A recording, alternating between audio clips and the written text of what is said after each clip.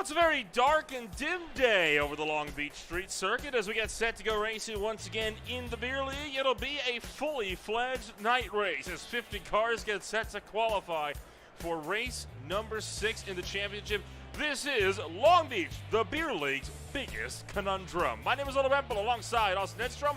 We are bringing you all of racing action from start to finish at the streets of California. Austin, this race is going to be a wild one. Long Beach, as it so often is, tends to be a race where everything gets thrown onto its head. And with the biggest grid we've seen at this race in the last 3 seasons now, this race, I think, is going to be one of attrition.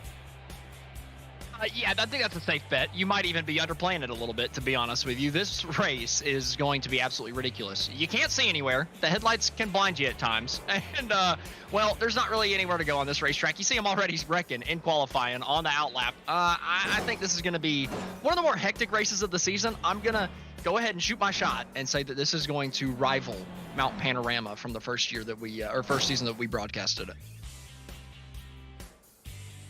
Updated championship standings entering the course this afternoon, and Alexander Klein continues to hang on to the lead. Justin Hall and Steve McClendon, though, both making moves. They propel themselves up into the top 5 and the top 10, respectively, while Clank and Hannigan continue to cling on to the top spots. How about your Season 5 champion, Giovanni Romano, started to put himself back into the fray as well. Romano could be looking to get himself another championship.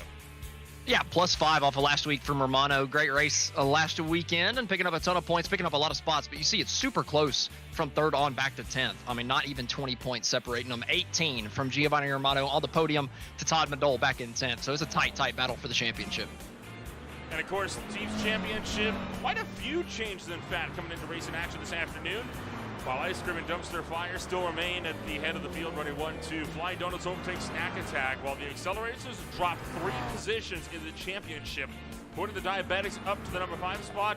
So not a good outing for the Accelerators just 1 week ago in the Circuit Spa-Francorchamps.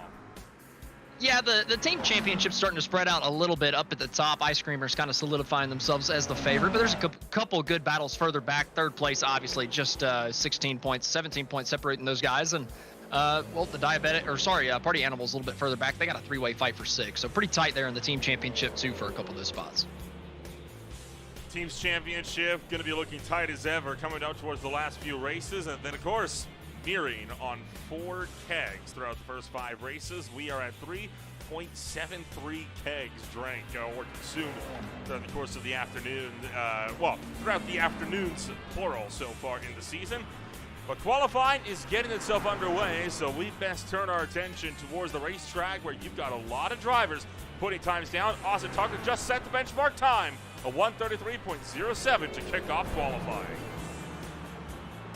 Yeah, a couple guys finally putting in their first laps after that, 4-minute introduction that we had rolling there at the beginning of qualifying. Finally, these guys being able to show us what they've got, kind of just putting in a banker lap at the beginning. You're really just figuring it out. Obviously, they've had all of practice to get at least accustomed to it, but you really just want to get a lap out there. We were talking about it last week at Spa with the rain.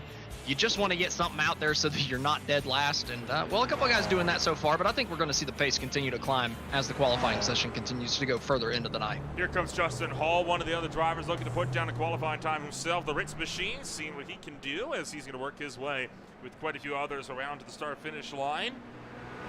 For his first lap and his first attempt at a lap this time through, Hall will cross the line, and while Corey Barrett will go to 14th quick, Justin Hall not going to get a time log at all. This track is finicky when it comes to those 0x for contact. All of them will most likely be coming from those walls.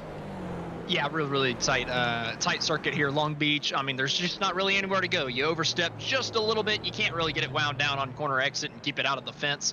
You might be able to mitigate the damage, but here in qualifying, all you need is a 0x and your lap is gone. So very easy just to make a little bit of a mistake, and you could have a perfect lap going and just undercut that final corner a little bit too tight, tap that inside wall, and ruin your lap. I think I just saw somebody fence it coming out of the last corner on the outside also. So very tough racetrack. I think we're going to see a lot of invalidated laps during qualifying.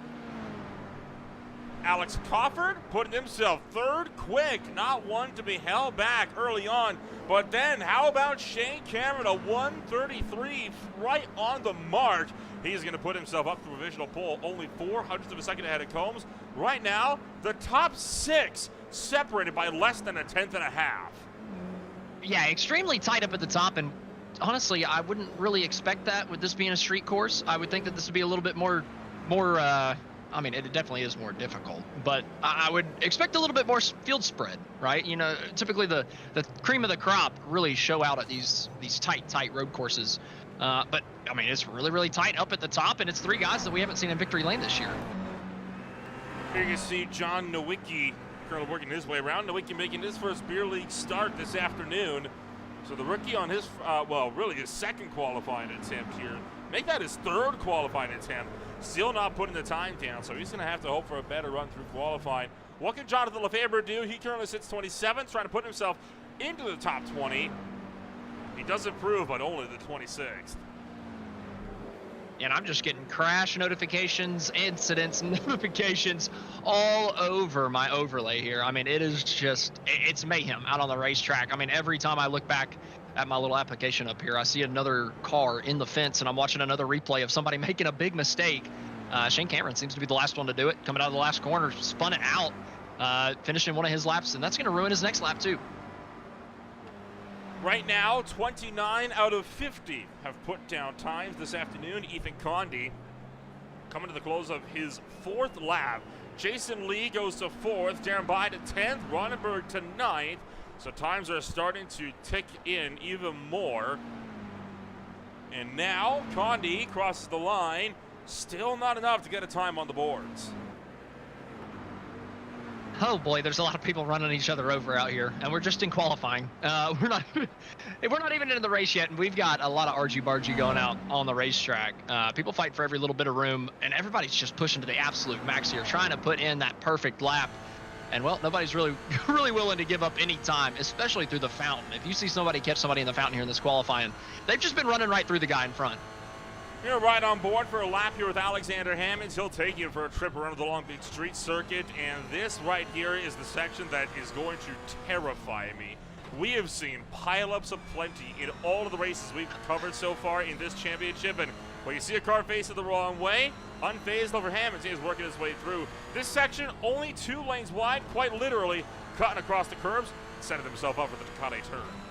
I mean, look how much he cuts that corner to keep as much speed as he can down that straightaway. I mean, you're borderline getting a slowdown penalty, but if you don't get it, then you're flying down that straight, and you've got to get all that momentum. You got to know that all the top guys are doing that, and you've just got to make every little bit of the racetrack where you can. Obviously, Alexander Hammonds has a couple of these corners figured out, cutting them close, that time a little bit too close, finding the fence. That'll probably invalidate the lap. That absolutely will, so this will not be a time log for Hammonds, but he's put himself into the top 10, so that's not a bad lap that he set the last time by any stretch of the means. Firestone Bend going to be one I think that could prove to be a trouble spot this afternoon. It looks so simple, right? A nondescript 90-degree right-hander. Those bumpy curves, though, are so easy to underestimate. It makes you forget how tight of a corner that really is, and expect the classic pileup coming out of that corner as well. Now, there is something new that came about to this series last week. Double file restarts were introduced in the Circuit Spot from the shop, but they're going to be used throughout the rest of the season, except for Long Beach. Aww. And the reason for that final hairpin. Well, that's a fair point. I gotta give it to him. Look at this corner here. This is the perfect angle to look at it. I mean, good luck. Really you can barely go single file through there.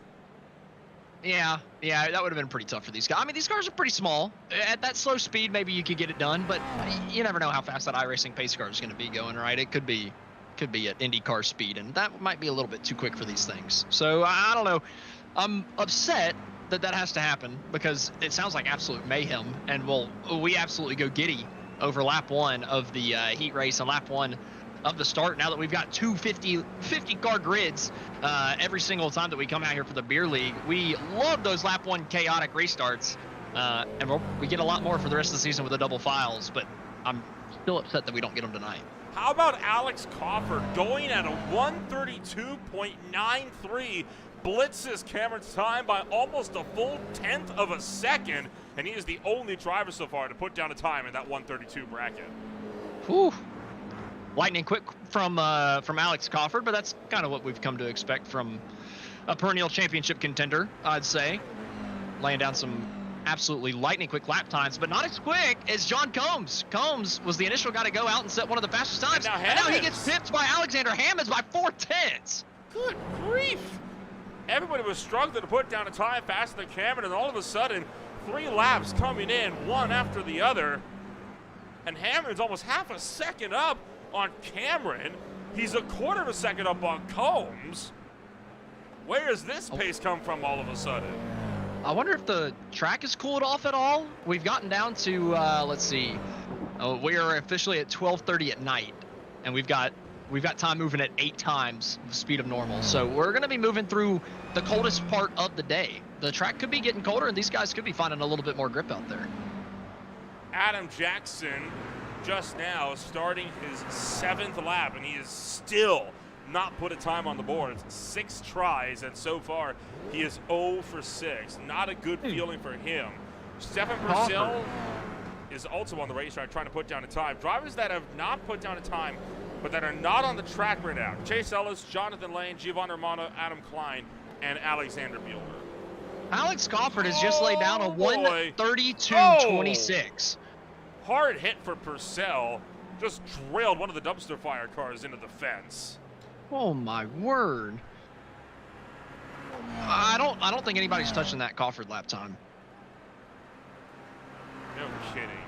I mean, that's ridiculous. Nobody could run faster than a 133, and he has just absolutely blitzed that. I know we had a couple guys get under it, but he's just absolutely destroyed that pace. Over 3/4 of a second faster than what we thought was the maximum tonight, and we're starting to see a little bit more speed, and like I said, I don't know if anybody's going to be able to touch that Crawford lap.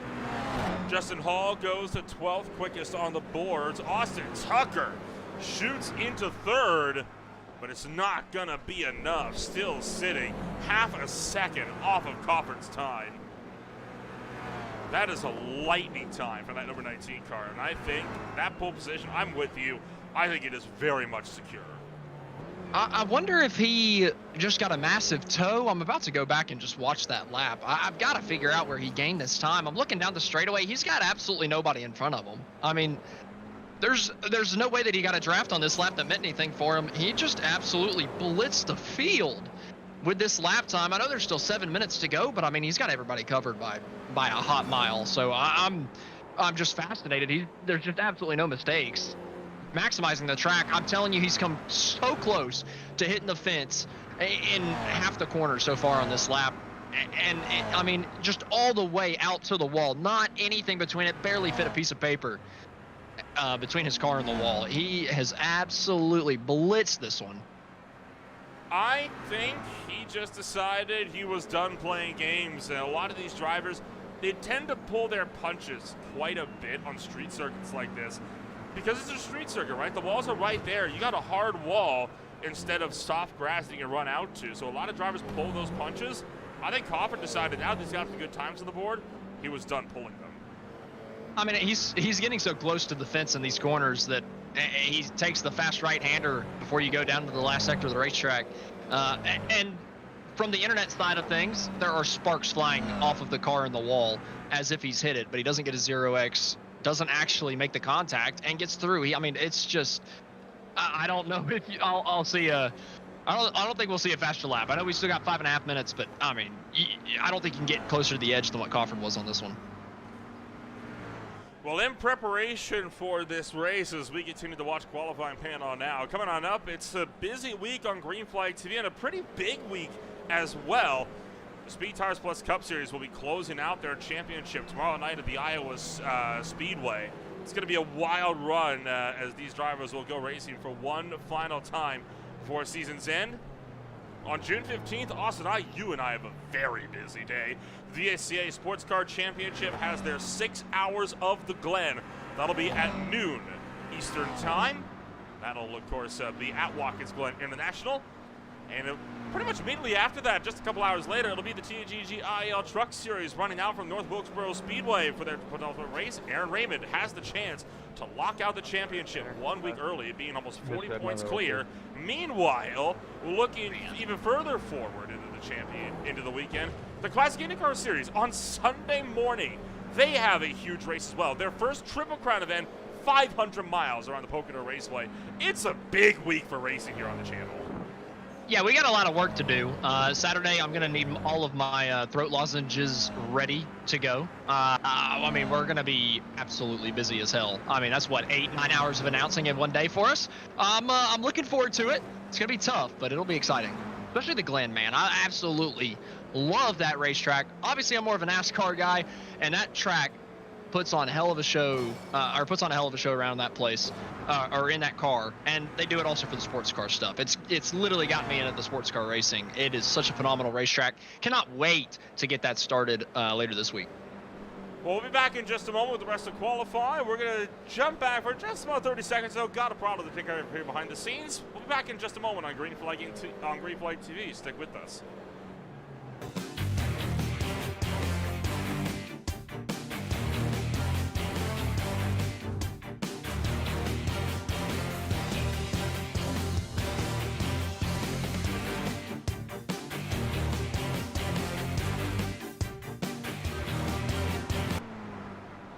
And we're back, just like clockwork. You didn't miss a thing. No changes for position on the racetrack.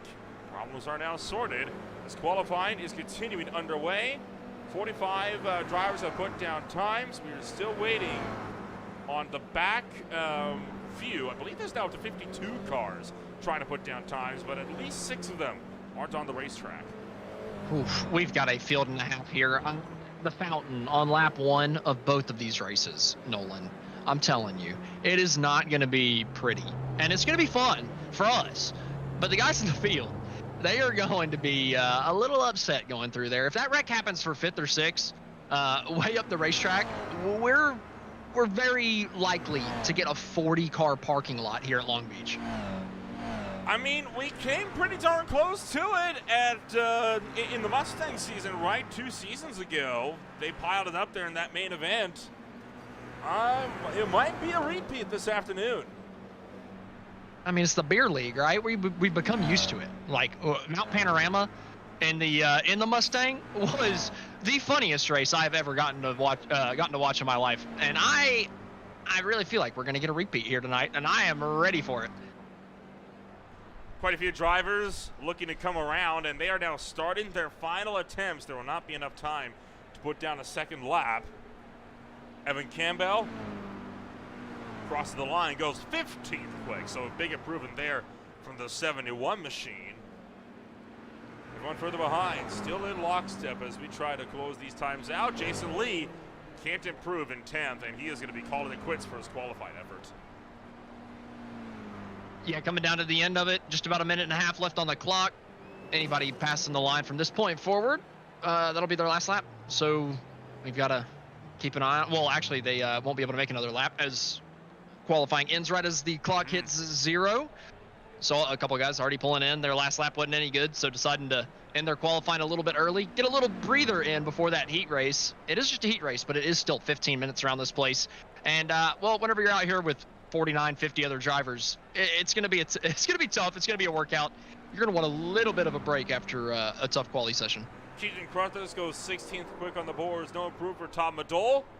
Baron Morton, see what he can do. He's got Tyler Vietnan chasing just behind. Morton crosses the line. And no improvement for the number 6. Same story for Vietnan. And looking like it'll be same story for Darren Bai and Tyler Augustino. Yeah, Tyler Augustino currently 3rd. Actually gets quicker. He goes 2nd on his last lap. Able to put in a really, really good lap time, 1:32.56. And I was actually watching it live. He really only made one big mistake, and that was through the fountain. Just missed the apex totally in that corner. Got a really, really slow exit. I feel like if he got that better, he actually might have been pretty close to Alex up at the top, but not meant to be. A couple other guys still finishing their laps up. John Combs goes 2nd quick as well. So Combs putting on the wig right at the buzzer. The exact same time to 1,000th of a second, 5.66. Holy cow. Dupuis goes 13th quick, and that will close out qualifying as drivers are not able to put down the rest of their times here on this one. So let's take a rundown of what your starting grid is going to look like as we get set to duke it out for 15 minutes of racing action in the sprint. Started on the pole, it's Alex Cofford alongside John Combs. Tyler Marcino is third, Alexander Hammonds is fourth. Tucker is fifth, Cameron is sixth. Alexander Quang starts this race off in seventh with Ron Wolf in eighth. Justin Hall is ninth, Darren Bai rounds up the top 10. From there, it's Jason Lee, Michael Derby, Matthew Dupuis, Tyler Carlton, Josh Freed, Eric Ronenberg, Jeremy Castro, Evan Campbell, Keaton Crothers, Kyle Blevins, Brooks Clayton, Scott Fleming, Chris Flemion, Ryan Clanton, Stephen Clinton, Chris Hannigan, Aaron Thacker, Blake Gamble, Ben Williams, Brian LeBlanc, Alex Harrison, Adam Jackson, Barry Morton, Todd Bedole, Ryan Murphy, Ethan Condi, Craig Beckman, Corey Barrett, Jonathan Lefebvre, Adam, Joseph Ailhot, Tyler Vietnam, Tanner Klein, Jordan Babcock, John Nowicki making his rookie start, Robert Kulikowski, Giovanni Romano, making not putting down a time for Romano, along with Jonathan Lane, Chase Ellis, Stephen Russell, Adam Klein, and Alexander Bueller. We're getting ready to get this thing kicked off. We still got a minute to the grid. Oh man, I'm telling you, this fountain is going to be ridiculous. It will not be the fountain of youth. It will be tearing up these race cars, making them all old and dusty and nasty looking. It is going to be absolute destruction going down into that little carousel there. I mean, just get ready for it. 40 seconds on the clock, and we're gonna have it coming to you. Do you think we're finally going to have somebody actually launching into the fountain? It might be Ethan Conti, because he's starting on wet weather tires. Okay. I don't like that decision. I feel like that's not intentional. Wow. Well, he's starting back in 36, so if it happens, he'll be jumping over a lot of cars.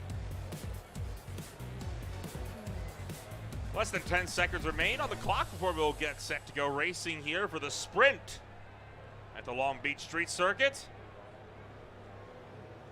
Clock will expire. Tanner Klein, Lefebvre, Adam Klein, all not making it to the starting grid. Revs build. We're underway for the sprint race at the Long Beach Street Circuit. One driver doesn't go in the middle of the field. Augustino doesn't leave. He stops the car, and that creates a huge pileup right out of the gate. We got one car going up and over, two cars up and over, and it is mayhem before they cross the start-finish line. Okay, well, I had faith we could get to the fountain first. I misplaced my faith. They're still wrecking back here. They're still wrecking. Might have a clean fountain because of that. All of that has caused Ryan Clanton to actually jump ahead in the timing order just because he crossed the start-finish line twice. So we got now about half a lap between the leaders and everyone else. The Ritz car slams into the back, and we got more trouble piling up through turn one. Oh, no. This is going from bad to worse. We still haven't gotten to the fountain for these guys that were caught in it at the back of the field. The leader is entering the final sector, and these guys aren't even to the fountain. Condi is upside down and stranded on his roof. That's what you get for putting wet weather tires on. I don't think wet weather tires caused that. I'm going to be real with you. I'm going to be real. I don't think wet weather tires caused that one, man. So right now, Clanton is being scored as the leader, but that is not accurate. I'm anticipating that to update once Cofford comes across the start-finish line. But holy cow, I think that has got to be the biggest and messiest start I have ever seen in my entire life across both real world and digital races. That was hilarious. I mean, there's no words to describe what the hell we just witnessed on that restart. I mean, I cannot believe that I was so hyped up about the fountain and we couldn't even get off the starting line. He's still upside down. And all of that started with one car stalling the motor. It took who made it? One car at the back of this field.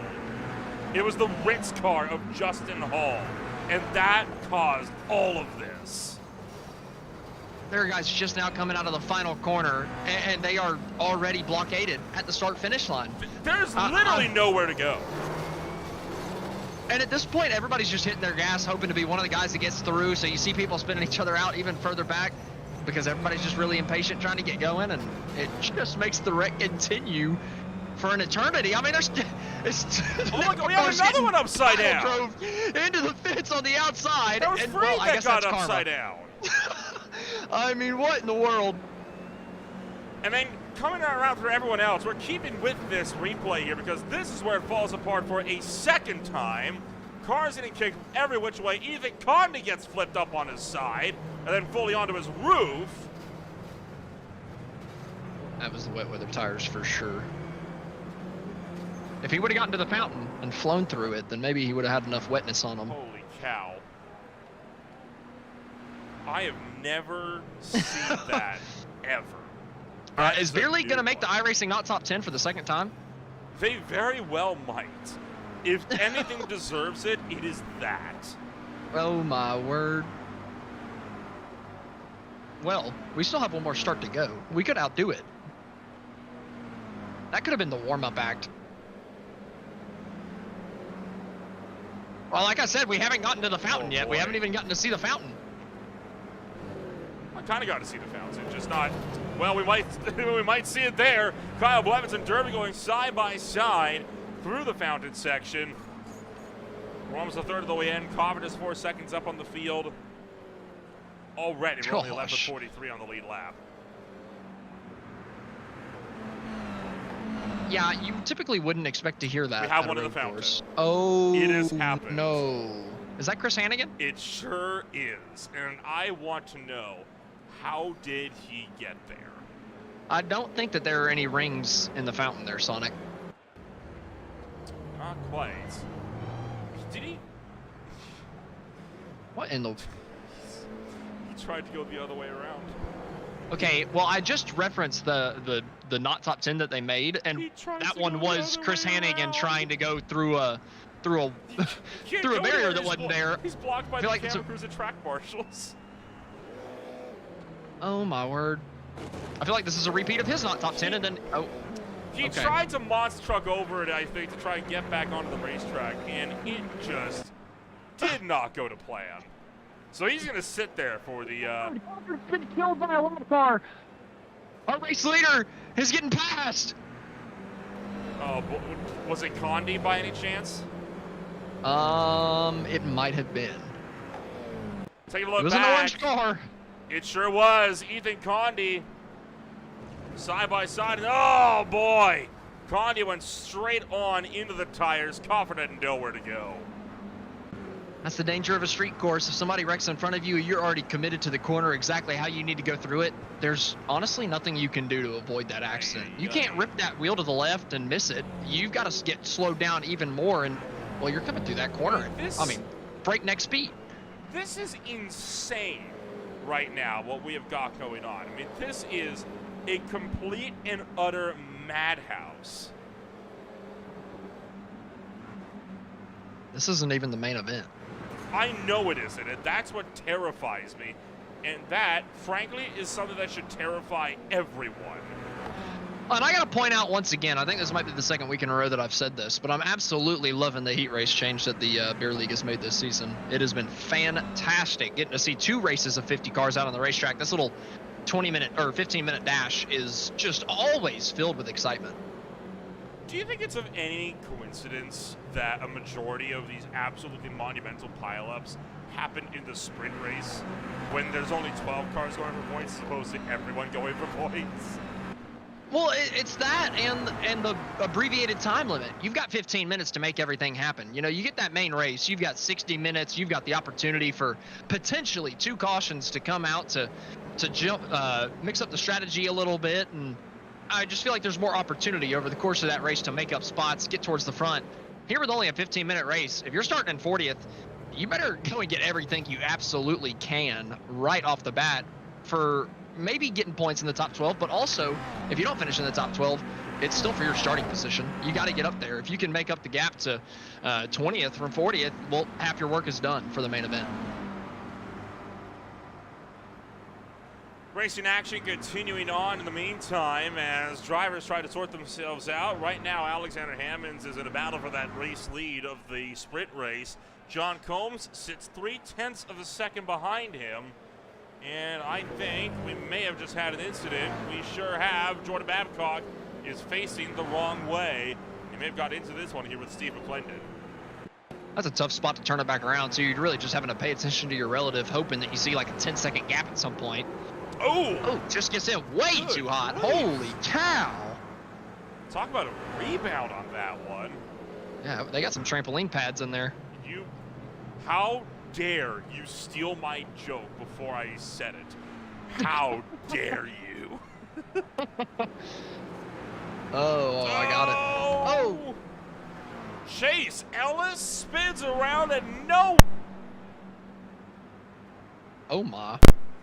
one in the Ford car pack hits him. That was fine driving.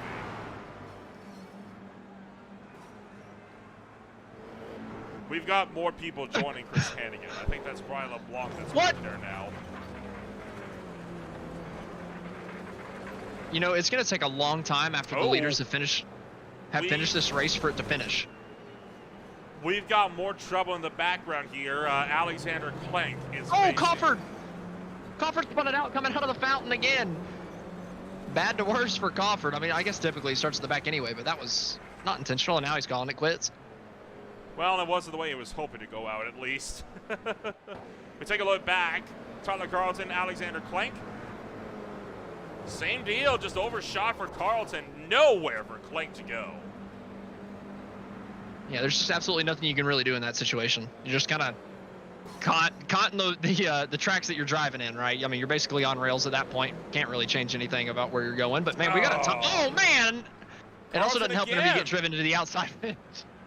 And now Jason Lee as well spun around. No. This could get big here. A lot of drivers piling up. Carlton, Williams is in it. Tucker is in the mix. Is it over? No, it's not. Oh my goodness, that was so close. That was almost at full speed. Ethan Condy has been given a drive-through penalty for hitting the incident limit.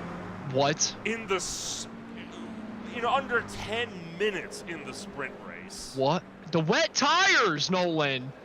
I'm not blaming the wet tires for that. Do you think he knows he has the wet tires on at this point? I don't think he does. I hope he knows. It's because I bet it is hurting him, and it's why he's gotten those incidents. I bet he cannot turn through the corner whatsoever, and he's hitting every daggum wall that he's coming out of. I mean, I was about to say, at this point, he's been spun around so many times, he hasn't been able to have the chance to drive forward enough to figure out if he's on the wet tires or not. Well, that's probably the problem. He's probably going so slow that everybody else is trying to get by him, and he's super tight out of every corner coming slow, and guys are just coming up on him at breakneck speed and running into him kind of like that.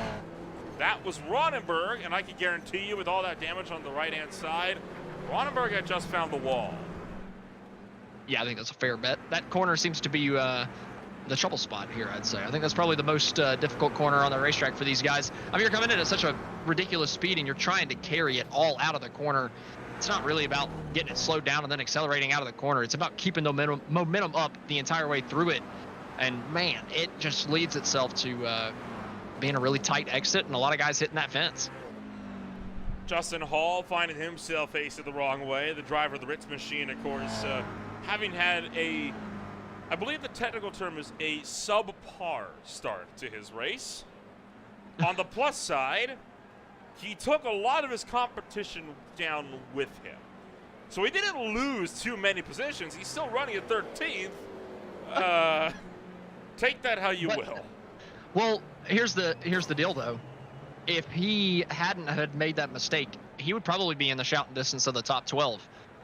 And if he finished 12th, he would get flipped to the pole for the main event. Instead, he's sitting 17 seconds back from 12th with basically no chance of getting it. What's going on here? These guys were just crawling coming out of that final corner. So some kind of disagreement for position going on around here into the final hairpin. Oh, yeah. Bit of a hip check, and around goes the dumpster fire, and that's a good old-fashioned Long Beach pileup right there. Slowed those guys down the straightaway too, and got a couple more guys involved in their little battle. Also, a battle going on for the race lead. Alexander Hammonds, John Combs, side by side. We've only got, 2.5 minutes left in this thing, and they're side by side for the race lead. John Combs looking to take it. Hammonds looking back on the inside, deep on the brakes on the inside line. They're going to be side by side coming out, but Combs has the momentum, and he's got the pedal down, coming down the straightaway. John Combs, what a move. That was a beautiful overtake there from John Combs. He established that one, and you can tell Hammonds tried to defend. It just wasn't happening, though. But that was a good move on Combs to drive around the outside and make that pass happen. It's not over yet, though. He's got to defend. They've been about the same pace. Combs has been pretty close the last couple laps, not able to get by. If he makes one mistake, Hammonds is going to be right back on his bumper, knocking the door down as we've got another incident going down into turn one. That was McClendon that slammed the wall, and he ended up taking the tow. Oh, Hammonds. Hammonds is looking back to the outside now of Combs for the next corner. Combs with the inside line. Pretty quick corner. Hammonds cuts him back before they get down to the braking zone. Hammonds trying to take the inside line, not able to get down there. Combs breaks a little deeper, able to carry the momentum out, and hangs onto the spot for now, but Hammonds is not letting him get away. Oh, we got one car going around right in front of him. It's one of the police car machines. Ooh. Just avoiding that disaster. Combs and Hammonds continuing to run nose to tail on that approach to the Firestone turn. How to want to go? Final sector here. 2 laps to go. Combs cut it way too deep. Hammonds is going to get the move back done. Coming to 1 lap to go. They're swapping the lead back and forth. Combs now has to go back on the offensive. What can Hammonds do now that he's back out in front? I saw one car body slam the Firestone tire barriers at the exit of that right-hand 90-degree corner, but now as we blast back down Shoreline Drive, Hammonds has got Combs breathing down his neck, 0.2 of a second, continuing to close. Does Combs make the look into turn number 1? He pulls alongside, can't commit to the move. Hammonds defends, and that gives Combs some good momentum towards the fountain section. Yeah, but there's not really anywhere to go with it. You just have to stay in line and not make a mistake. Combs gets sideways on the fountain, cut it just a little bit too narrow. Maybe he was too close to Hammonds' back bumper. Just couldn't see his marks down through the fountain section, but Hammonds kind of makes a mistake. Combs does too. Combs runs wide. Anything he would have gained gets nullified, and it looks like Hammonds is going to come away with this one. 5 seconds left on the clock, and that is going to quickly turn to 0 as we now are working the final lap officially. Hammonds 1 second out in front, and I think I'm with you. I don't see any way that he could get that lead taken out unless it comes from a car that's sideways, like the one that was just in front of him. So at this point, Hammonds looking set to take away 12 points, and Ryan Clanton, half a minute back, could very well invert this to pole. Combs is still just 1 mistake away. In that big one on the first lap. This last corner can be difficult. Can Combs get to the bumper? Trying to cut it close. Tags the inside wall. Not going to get it done. Hammonds is going to win this thing. Alexander Hammonds comes across the start-finish line. He wins the sprint race at the Long Beach Street Circuit just as the sun starts to rise over the California circuit. Castro, Campbell, Derby, all diving in there as well. Contact! These are the last spots up for grabs in the invert. A couple guys still trying to get positions, trying to get themselves a couple more points, or maybe even trying to finish in that that coveted 12th place position. Man, the Classic Beer League shenanigans down towards turn 1. Oh, man. Here we go. There we go. I mean, did we expect anything less from these guys? No. Oh. Oh my goodness. To the bridge. So the Brits are evidently testing out a new form of Air Force as they send a car into the spectator bridge. Oh, no. I think they're still wrecking across the line. The Trisket car getting turned. That's Tom Adol turning Chris Flams. And now they get set to join that beer league party down at turn 1. Yeah, and I think this might go on for a little bit because we got guys stuck in the fountain, right? So this, we might have a whole other minute of this. This is always one of my favorite parts, just watching the carnage. It's a tradition. We don't like to take it too serious around here. I mean, depends on who you're talking to. Serious at times, but you leave time to be a goofball. Somebody just cruising in, fashionably late to the scene, checking out what all the fuss is about. And I think that is just about everyone's save for our crew that were stuck in the fountain, but which they are gone. So I don't know what we're waiting on right now. I'm going to be honest. Well, they got 5 more seconds, so we don't have to wait too much longer. There we go. Do you think we make it to the fountain this time? Do we think we make it all the way to the fountain before we die? God, no, we're not. Well, the sprint race, that doesn't make me feel good. The sprint race draws to a close, and this is how everything's going to line on up. It is going to be a pretty wild ride there for Alexander Hammonds. He is able to sweep home and take up the race win here in this one. That is going to put us down with Holmes in second, Cameron third, Wolf, Augustino, Dupuis, Bai, Blevins, Castro, and Campbell round out the top 10. Michael Derby gets 11th, Ryan Clanton, Justin Hall, Tyler Carlton, Austin Tucker round out the top 15, Eric Ronenberg, Chris Flams, Ryan Murphy, Todd Madole, and Jason Lee round out the top 20. That puts Aaron Thacker in 21st, Gambrell 22nd, then it's Klenk, Williams, Bueller, Harrison, Cruthers, Klein, Clayton, and Ellis for the top 30. LeFabre finishes in the 31st place spot. 32nd is going to be Alex Cofford with Barrett Morton, Scott Fleming, Robert Kulowowski, and Adam Mailhot. Robert rounds out the top 35 with Mailhot finishing 36th, Jordan Babcock 37th, Steve McClendon, John Nowicki, Tyler Vietnan, and rounds out the top 40. Beckman is 41st, along with Corey Barrett. Giovanni Romano was in 43rd, Jackson 44th, Purcell 45th. Condi, LeBlanc, Hannigan, Freed, Lane, and Adam Klein round out the field. So the sprint race is complete. When we return, it's the main event in the Beer League's biggest conundrum at Long Beach.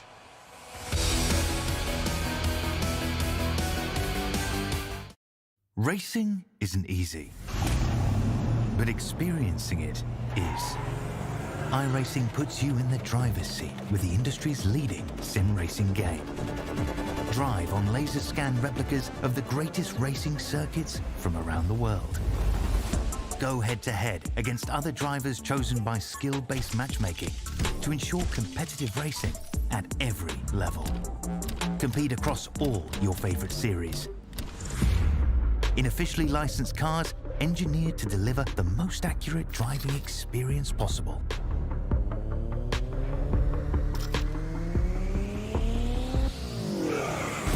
Join a race or host your own with players from across the globe. Race against the computer or in a league with friends. Feel the thrill behind the wheel. Visit iRacing.com.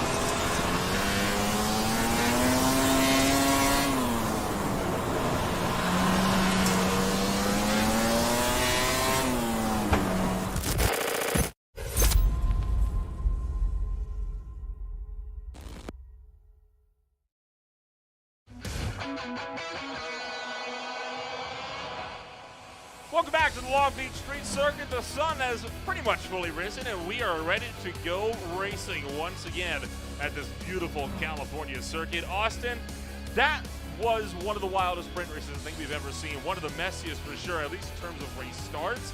We saw a 30-car pile-up before we even crossed the start-finish line. In this race, it doesn't bode well based on what we just saw. Well, the good news is we're now in the daylight. You know, maybe the nighttime had people a little screwed up, right? Maybe Justin Hall just couldn't see his shifter in his car because it was too dark outside. Well, now the sun's up, and they have plenty of brightness to at least get us down to the fountain before we wreck. I'm hoping, I'm praying. I feel like we're gonna at least get to turn 1, I hope. I have a little bit more faith this time going forward. We're getting close to getting this thing kicked off. Still 15 seconds left in the warm-up. I mean, we saw lap 1 in that heat race, and it was mayhem. I really think we're going to see the same thing. It's just going to be delayed by another 15 or 20 seconds. You have high hopes. Higher hopes than me, apparently.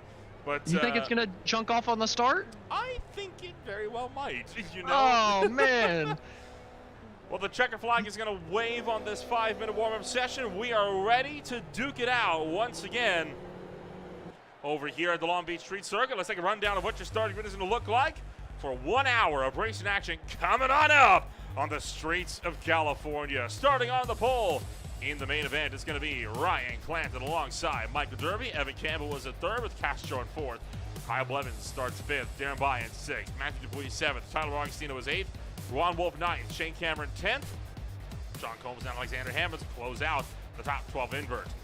From there, you got Justin Hall, Tyler Carlson, Austin Tucker, Eric Ronenberg, Chris Flamion, Ryan Murphy, Todd Badol, Jason Lee, Aaron Thacker, Blake Gambrell, Alexander Klein, Ben Williams, Alexander Bueller, Alex Harrison, Ethan Crothers, Tanner Klein, Brooks Clayton, Chase Ellis, Jonathan Lefebvre, Alex Crawford, Barrett Morton, Scott Fleming, Robert Kulikowski, Adam Joseph Mailhot, Jordan Babcock, Steve McClendon, John Nowicki, Tyler Vietnam, Greg Beckman, Corey Barrett, Giovanni Romano, Adam Jackson, Stephen Purcell, Ethan Conney, Brian Long, Chris Hannigan, Josh Freed, Jonathan Lane, and then Adam Klein brings up the rear.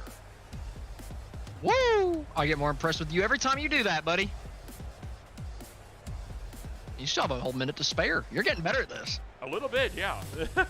I mean, what in the world? We still got a little. Oh man, you're gonna need it because this race is about to be hectic, to say the least. I mean, this is gonna be a turn 1 that you do not want to miss. Maybe the most highly coveted turn 1 of the entire season. It's gonna be completely mayhem. I think we're gonna at least get to turn 1. Maybe not to the fountain. Maybe I was being a little bit too generous with that, but I think we're gonna at least get down to that fast left-hander. We're gonna get off the starting grid a-okay here in about 30 seconds. Bold of you to make such an affirmative prediction. I have faith. Your faith, I'm sorry to say, it hasn't. You having faith has not been a good sign lately. Hey man, hey. I can believe start a in my list if beer you league. like. I believe in my beer league compatriots. You run one race with them. Well, the Revs will start to build. We're ready to duke it out once more. From the streets of California, it's go, go, go! Here goes the field, thundering off the grid, fanning out 3 wide as they rocket across the start-finish line on a mad scramble towards turn number 1. We've gotten past the start-finish line and nobody spun out. I told you my faith was not misplaced. Coming down to turn 1, how long can we keep it going? Probably not too long because we're 3 wide, coming down into a tight exit. The field funneling down 3 wide, contact for second, and they're spinning, making contact. They all save it 4 wide for a moment, funneling down to 3, then 2 as we get down to the fountain, and they're finally spinning. We made it to the fountain.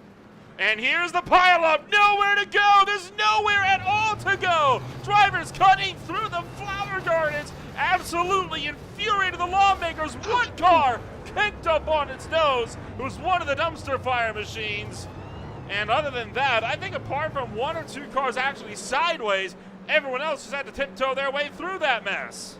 What was that about my faith? They made it all the way to the fountain, but it has started to kick off. We've had a couple accidents, the 13 getting spun sideways. Oh, another accident. Chase Ellis going off, having an impact to the outside fence, backing it back down to the inside. 3 wide coming down the straightaway, but we've cycled out at the front of the field. Just 2 guys kind of single filed themselves out really close to each other. Ryan Clanton, Michael Derby up in the top 2 spots, separating themselves from the rest of the field. Kyle Blevins, I think, may have just dropped out of the session altogether. Drivers still pedaling it deeper in the field as we try to fight our way through the Firestone Bend. 1 car slams the wall deeper in the field. That was the Napa Auto Parts machine of Scott Fleming there. The Canadian struggling to hang on, but double file doesn't work into the hairpin. 1 car again kicks that tail end out. And we're making it so far. And there goes one. Hard into the wall. You're talking about my faith being misplaced. How about that? You say we're making it so far, and then you switch the camera, and the man goes spinning head onto the fence. I mean, come on now. It's at the back of the field. It doesn't count. Hey, man. It all counts. Double file all the way back through the field. Right now, you're watching the battle for 35th on back, really showing just how much action there is up and down all throughout this pack. What a start, though. I mean, that race kicked off in earnest, and we got more problems. That's Ben Williams spun around exit of 1. Oh, and they're stacking it up further behind. Oh, no, they're hitting heavy. Oh, another overturn. Oh, and he's going to be stuck against the outside wall. Does he get a little help? Nope. The 6 leaves him high and dry, and they're still wrecking. Big crash in turn 1. Oh, the police car slides by. Clanton hangs on to the lead of this race for the time being. So we'll keep tabs on this up front. We'll cut back to a replay of what just happened there. Why not? We got a little bit of... Oh, we don't have any time right now. Derby not wanting to give us time as Clanton hangs on for the lead still. And Clanton got in there a little bit too deep, opened the door for Derby. Michael just was not really able to get there, but he might be able to get that slipstream all the way down the front straightaway here through the long right-hand bend coming down into what I call the real turn 1. And that, man, it's kind of turned into a 3-4 car battle for the lead. Jeremy Castro and Matthew Dupuis have inserted themselves into this, and don't look too far back. Alexander Hammonds, the guy that won the heat race, started P12 in this one, is up to 5th, and he's running them down. To the inside goes Jeremy Castro, makes the run up for the number 2 spot. 1 car, 4th place, goes into the wall behind, and Clanton continues to hang on for the lead. This is what happened on lap number 2. This is coming on down the road in towards this corner. Oh, 1 car nailed the wall.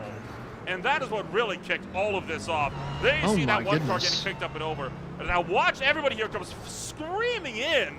I mean, quite a few of these cars weren't even going to make turn 1 to begin with, let alone avoid the wreck. Woo! And who was that tiptoed through?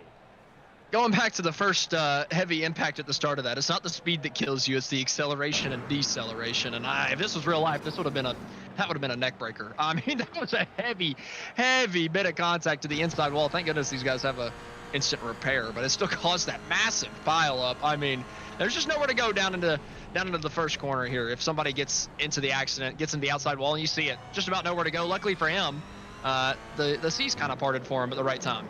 That was Ryan Clanton that just barely got around that mess.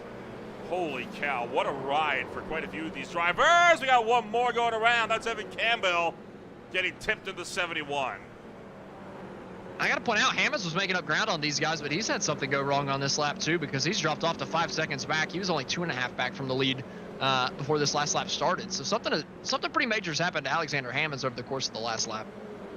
This is a hard thing to do, right? Sitting and waiting for everyone in front of you to get around. He was battling for spots inside the top 10, and now he's dropping back to 38th and beyond. He just can't go anywhere. There's nowhere to turn around. He's got absolutely nothing. There's nothing he can do. Looking back, Hammonds actually cut the corner. The right-hander coming out of the fountain section. He cut it a little bit too tight, had a huge slowdown down the straightaway. It cost him a ton of time. Well, that'll do it, as they say. We'll give her a little bit of 3 wide action in the back. Augustino tucks in line and then immediately goes wide. Ooh. Lets that Oreos machine through. This is some tight dogfight. They're Constantine up at the fountain again, but they're able to survive. And just as we've seen in years past, this field break it apart pretty heavily early on. I feel like that's just to be expected at a street course, right? You get to the normal kind of racetracks. If you run a little wide, yeah, you pick up a 1X, not really a penalty unless you really start picking them up. But you just pick up a 1X, you keep your momentum, able to get the slipstream from the guy in front of you and stay with them. But here at Long Beach with the tight walls, really nowhere to go. I feel like it really brings a little bit more driver skill into it, and you see a little bit more field spread as a result. Well, I say driver skill, it's also a little bit of people wrecking and causing huge gaps between a good chunk of the cars from that. But I think that, towards the front of the field, a little bit of the skill kind of comes into play a little bit more here at the street courses. You saw Austin Tucker actually clip the inside wall, and oh boy, we've had a big mess at the Firestone turn. Oh, multiple cars still firing in. Nowhere to go, and a 5th one gets in it. 4 cars facing the wrong direction. And there's Ryan Clanton again, and again threads the needle to get through. What's up with Clanton and getting through these wrecks at the last second with them spreading up? I don't get it. Clanton's got a golden horseshoe stuck up his ass. Oh, well, there goes. Excuse me. Very choice of words. I was thinking of the Jimmy Johnson days. I think Kevin Harvick said that about him once or something. Oh, that was 3 wide into the corner. That never, ever works. Let's get a better look at how that all kicked off. This is the best angle for this. I mean, watch this. It's not even 3 wide. Lee just turned in.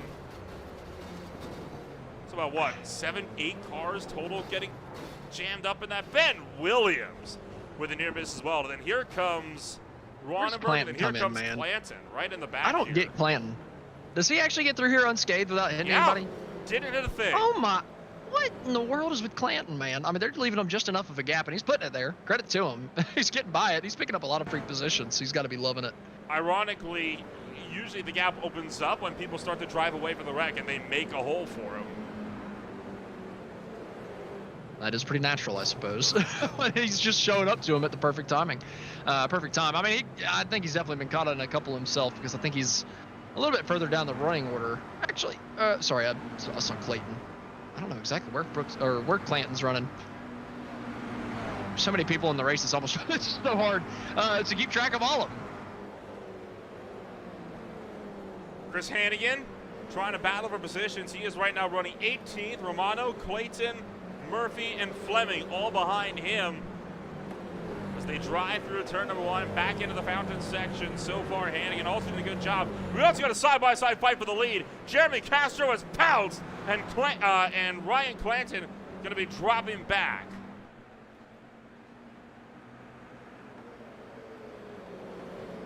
Well, he was, but Clanton out in front. Castro sliding back.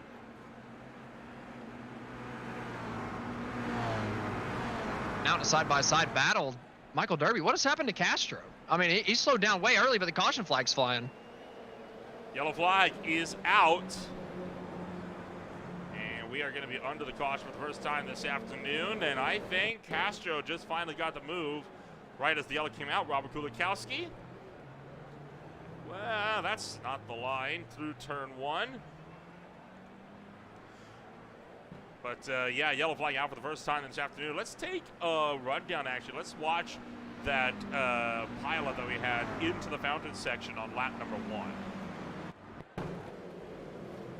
I mean, it got so hairy coming through turn 1. I can't believe we got through there with minimal contact. But then, you know, a couple guys going in side by side, somebody turning in a little bit too much, gets the right rear going, and everybody just kind of stacks up. Not really anywhere to go. You can't really see anything either. You're just stuck in the middle of the... Cargo's popping. Yeah, I don't really know what to say about that. Kind of got wedged under another car, and well, I think physics might have broken there for a second.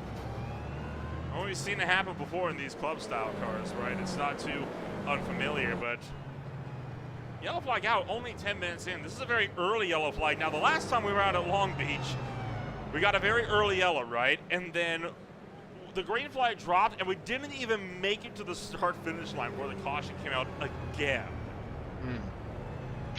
Well, something tells me we won't have to worry about that this time. Very low percent chance, right? Very, very low percentage. But I don't know. I guess it could happen. I'm just excited because we're going to get to see a restart with a single file line of 50 cars coming down into the fountain section again.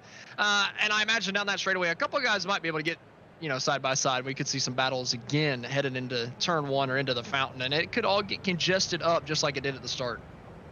With one yellow flag, that will make this race a one-stop race. So that is going to mean we're going to be seeing a lot of these drivers pitting, not this time, but about halfway through this race to make it to the end of this run on fuel. So with all of that said and done, let's take another step back. When we return, it'll be the green flag on Green Flag TV for the Long Beach Street Circuit.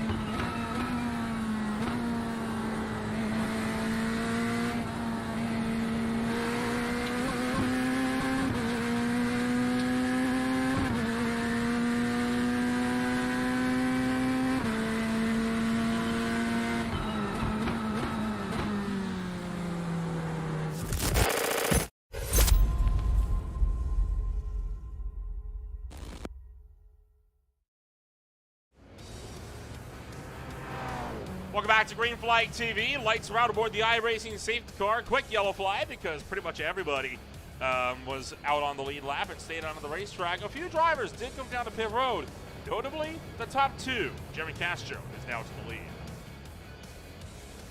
Yeah, interesting to see a lot of guys staying out on the racetrack, a lot of guys coming down to pit road. I'm surprised at the split decision. Like you said, with the caution flag flying, it makes it a one-stop. You don't have to come in and take a pit stop to make it a one-stop after that. It's just straight up a one-stop if you save your gas. So, surprised to see some guys pit. I feel like that's a bad decision. I think you should have stayed out on the racetrack because they're going to have to come back down again, and they just gave up so much track position. We'll see how this race pans out. The iRacing safety car going to make that sharp right-hand turn through the break in the wall in just a moment. Right now, Jeremy Castro leading the way. Through the final corner, pace car's off. Green flag is back in the air. We are underway once again at the Long Beach Street Circuit. And they have crashed already in the final corner. Oh, no. There might be a lot of black flags on this one. Oh, there we no. go. Oh, boy. Oh my. Boy. The leader is passing pit exit. We still have a lot of guys that haven't even gotten to pit entry yet. Finally able to get themselves rolling. Meanwhile, Castro running away. We're 15 minutes deep, 45 minutes to go. Dupuis, Bai, Combs, Tucker, all running line astern in the battle for the top 5. Wow, all clean and green through the fountain section so far. Everybody going in there single file, not really fighting too hard. So they're able to get through A-OK. Nobody really making a mess of it. And it's looking pretty good through the field. Everybody getting around well. It'll be interesting to see how Ryan Clanton gets through the field, restarting in 26, way far back after leading this thing at the beginning. I gotta think that pit decision was a mistake, but let's just see how much ground he can make up. Darren Bai hangs on to that number 3 spot currently as he is battling now to stay on the podium. John Combs runs in 4th, Tucker 5th, Flamion 6th, and more drivers stacked up behind. It is a dogfight right now as we work our way. Working to that 10th place position. Alexander Bueller is hanging on to the cusp of the top 10 right now, but a good distance off of the back. Lefebvre has gone around, coming down off of Pine Avenue.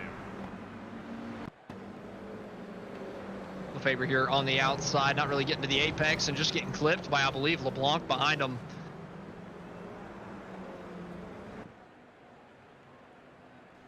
And that brings us back up to Castro, Dupuis, Bai, and more. Firing up and around through turn 1 and beyond. Right now, Castro is on an absolutely phenomenal tear throughout this field. And Castro, not one that looks like he'll be able to be slowed down at all. Yeah, he's looking good at the front of the field. Oh, we got a car around. Is that Chase Ellis? Brooks Clayton. No, it's Brooks Clayton. Darren Bai involved in a crash. Oh, no. The 22 goes around. You were just out. talking about him. That's not a good rejoin. Oh, stuck right in the middle of the exit of the corner. Everybody going around the outside. Able to get it righted, but Bai goes tumbling down the running order. Gonna fall outside of the top 20. That could have been a disaster. This is with Darren Bai here. Sorry, no, this is Brooks Clayton. Oh, hard into the wall. So the Napa Auto Parts car having 2 wrecks to dodge in a short span of time. It's not too rare in the beer league, to be fair. Yeah, you're not. Woo-hoo-hoo-hoo. Who was that in the dumpster fire car that managed to get around that mess? Man. I believe that was Chris Flamion. Everybody did a great job getting around him. That could have been so much bigger, but, I mean, the evasive maneuvers from all these guys coming out of the corner with them cutting back across like that. Ooh. I mean, those are some great reactions. And he's around again? And now he's taking out Ben Williams with him, it looks like. Oh, no. He's gone from bad to worse for Bai. More cars going around, and they were side by side. Yeah, well, kind of came together, looked like, on that deal. Yeah, Darren kind of hit the inside curbing a little bit, and I think it shot his back end out a little bit further than he would want, and just pushed his car out on exit and ultimately turned himself across the nose of Ben Williams. Flamion, Carlton, Cameron, and more stacked up line astern as they fight their way down the backstretch towards Pine Avenue. So far, so good. Flamion takes a moment to take a move down the inside of Austin Tucker, who overshot Takate turn, and that's put him offline for that hook back onto Seaside Way. Sorry. Oh, a hit into the wall behind for Alex Harrison. Slows down everybody around him, though, a little bit, too, coming out of the corner, so he doesn't lose too much out of it. Maybe just a spot, side by side. Losing out, coming down into the corner, but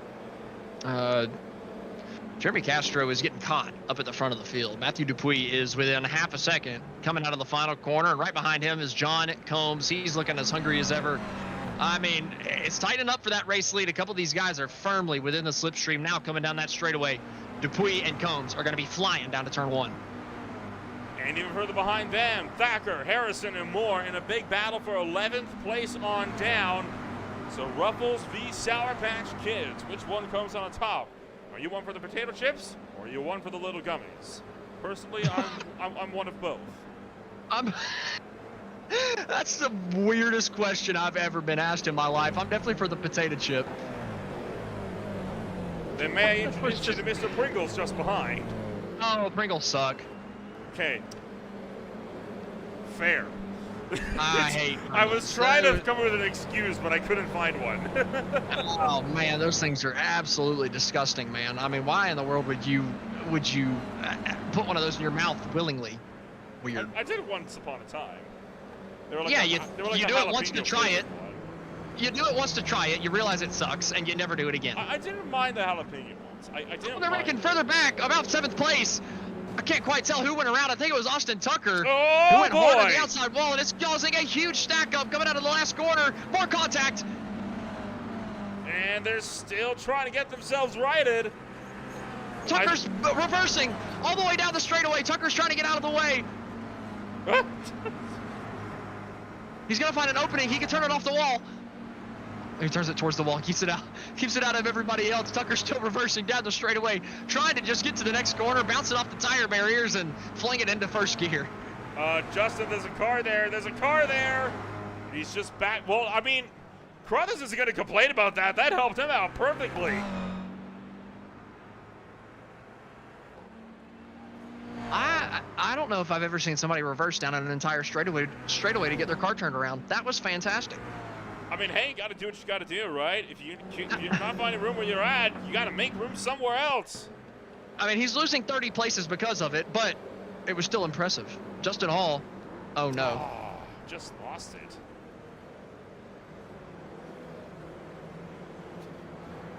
Oh, yeah, then. It looked like it was just a bit of a stack up there, which kind of caused the rest of it to fall apart. Man, we're only a third of the way into this thing. We still got a lot of racing action left. 38 minutes to go. We still got a pit stop through the field. Everybody has to pit at least one more time. I mean, we're shaping up for a pretty interesting finish. John Combs has gotten by Dupuis. Oh no! Oh boy. Ben Williams. You want to talk about bad spots? We stopped that. We've seen a couple stop there. Never works out. Well, this is completely separate. Oh, Carruthers with a hard hit into the turn 1 wall. And then here was Aaron Thacker, spins the Ruffles machine out, nose it in the fence, and here comes Williams and just got nicked. Oh, that sucks for Ben Williams. I mean, he just about had that thing missed, did everything he could, but really nothing he could have done to avoid Thacker there coming across. But man, look at this battle coming down to Firestone. I mean, we've got a whole gaggle coming down to the corner, fighting for position. Castro looking to the middle, trying to get something out of it, squeezing through to the inside. Look at that move from Jeremy Castro. Goes too wide, and now he's offline for India left. He's going to get tagged, and around goes Castro. So It's drop not Castro, one I more. misspoke. Condi looked like going around, perhaps. Yeah. No, and now Derby turned out of the final corner, and so is Tucker. Oh, man, Tucker just had that recovery from going backwards and just makes it even worse. Castro's actually leading the thing, so my mistake on that, but Condi had a good move, and it all went bad to the final sector there. So tough break for a couple of those guys. Not surprised, though. I don't think we're done wrecking.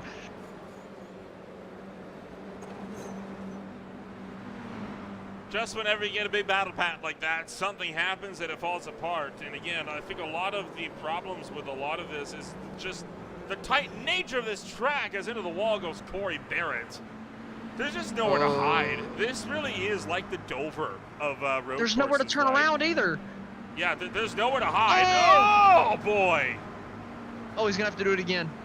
Well, this time he can just reverse it up a little bit and then get himself righted. Oh, boy. And that takes up to McClendon and Crawford. Yeah, Crawford's still trying to get through. Obviously, had the issue in the heat. Typically starts at the back anyway, but he's done a hell of a job getting through the field up to the 8th place spot. Going back to 9th now as McClendon actually getting by him down the straightaway. Good battle between a couple of these guys right inside of the top 10. Hannigan trying to put himself up a spot too. He's looking to the outside of Crawford, but Crawford has that slipstream down the straightaway. Might be able to clear him before we get down to the corner. And throughout all of that, John Combs takes the lead over Jeremy Castro.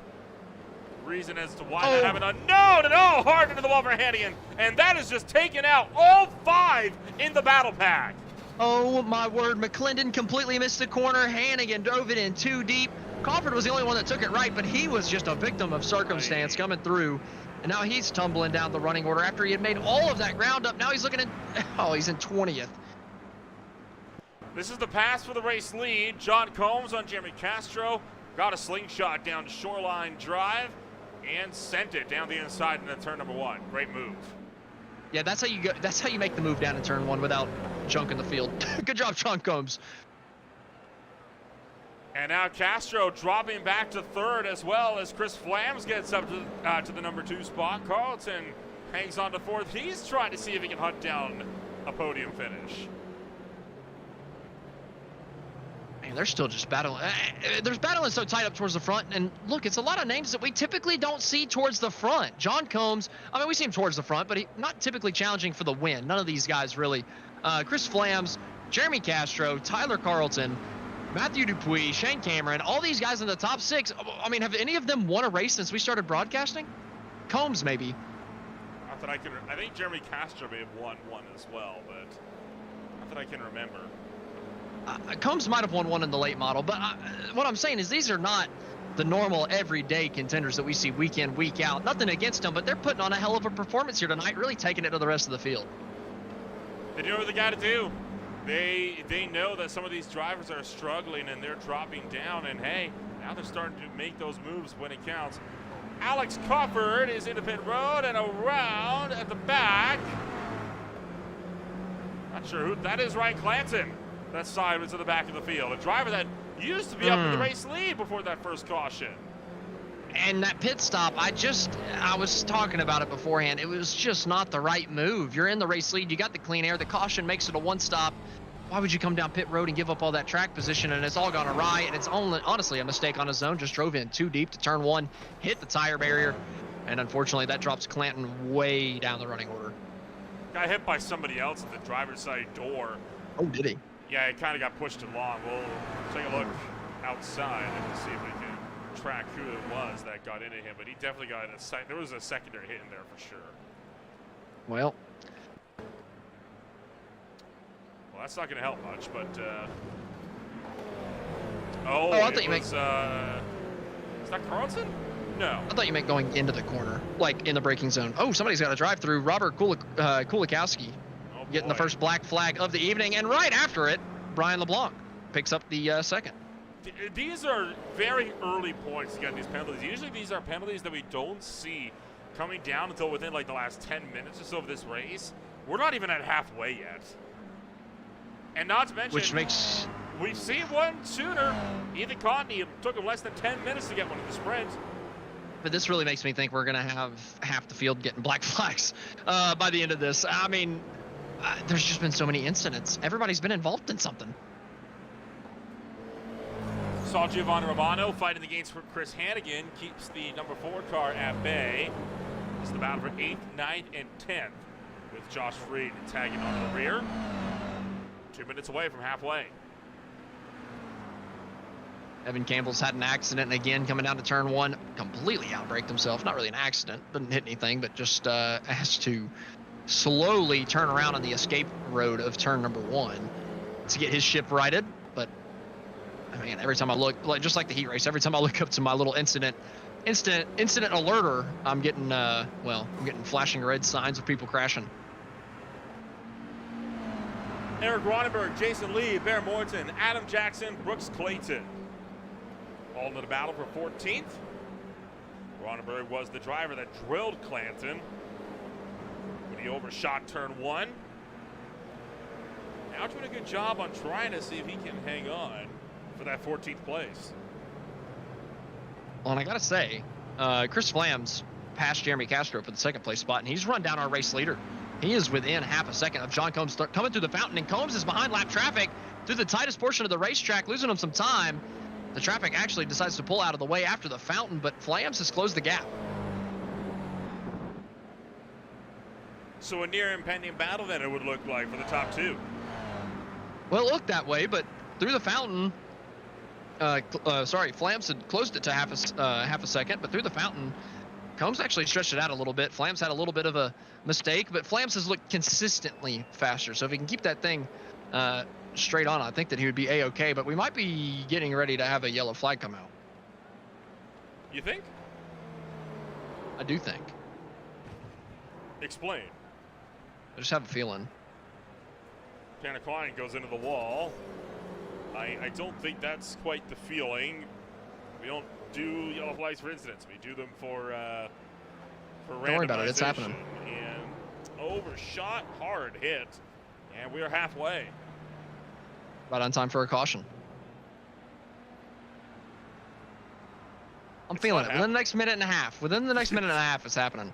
Is it going to be the minute and a half after that if we don't get it?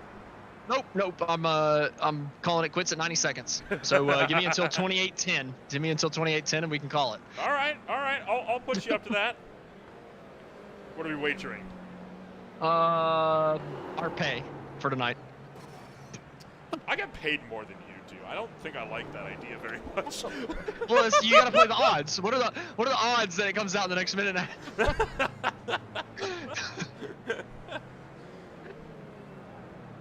I'll wager you $10. How about that? I'll take that.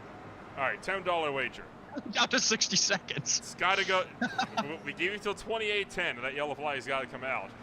Cars are coming to the pit road in the meantime. Eric Ronenberg, Ben Williams, Ryan Clancy, and Vietnam have all come down to the pits. So we're seeing a lot of drivers starting to make those one and only pit stops to get themselves at the end of this race. Yeah, and if the caution flag does fly, they're going to be feeling really good about it because they're going to be able to jump everybody that's still out on the racetrack.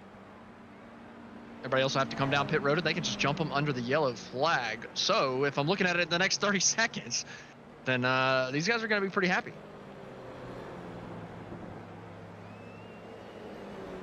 Oh, Alex Crawford is disconnected from the service. Oh no, really?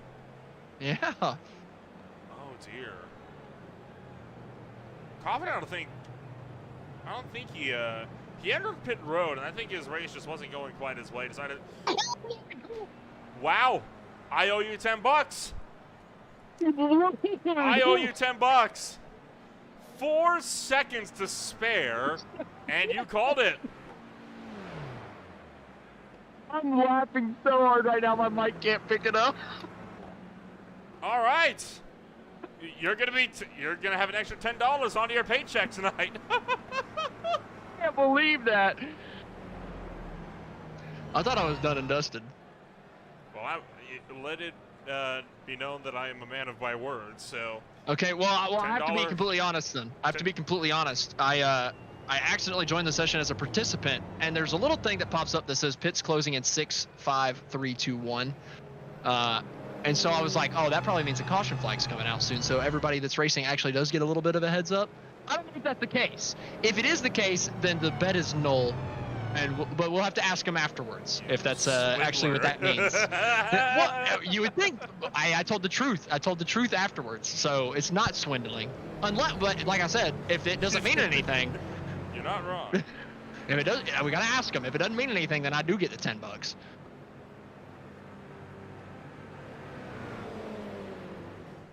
But honestly, regardless, the fact that it came out with 4 seconds to spare is hilarious. That was absolutely amazing. Like, I thought it was done. I was like, man, you got to be kidding. It didn't mean anything.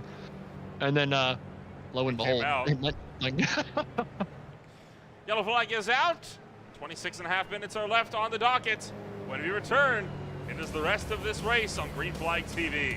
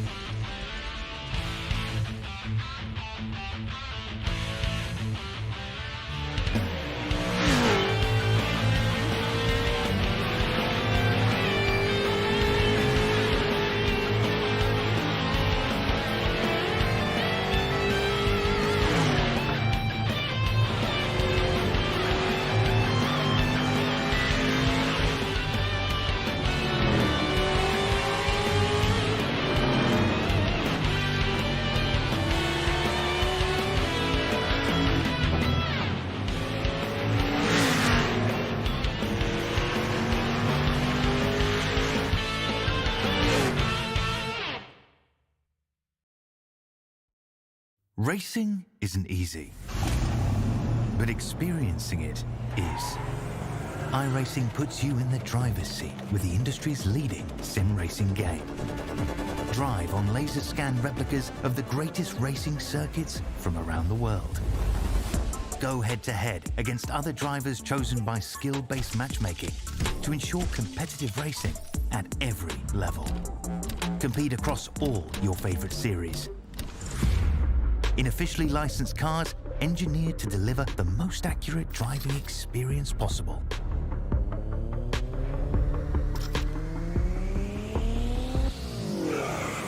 Join a race or host your own with players from across the globe.